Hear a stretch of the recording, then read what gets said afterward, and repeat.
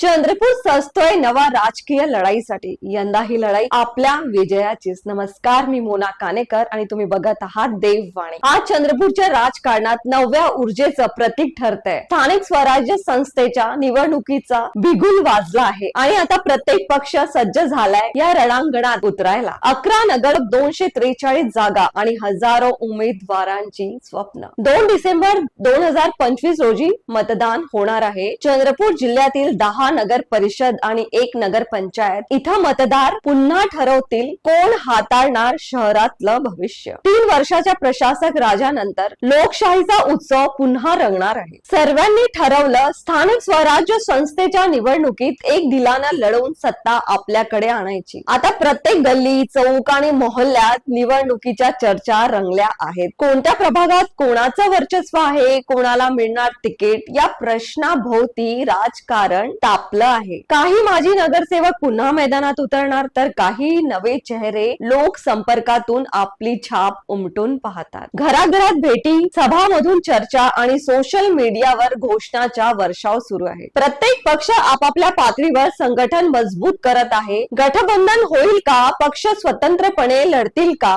हा प्रश्न अद्याप खुला आहे। मात्र उमेदवारांची वाढती संख्या या निवडणुकीला आणखी रंगतदार बनवत आहे। प्रभागामध्ये पॅनल तयार होत आहे, समीकरण जुळत आहे आणि प्रत्येक जण म्हणतोय यंदा आपला झेंडा फडकवायचा। 3 वर्षाच्या शांततेनंतर चंद्रपूरचे राजकारण पुन्हा जागा झालं आहे। मतदार सज्ज झाले आहे, कार्यकर्ते उत्साही आहेत आणि पक्षांनी आखले आपापले प्लॅन। 2 डिसेंबरला होणार आहे खरी कसोटी। जनतेचा निर्णय ठरवेल कोण बनेल नगराचा शिल्पकार।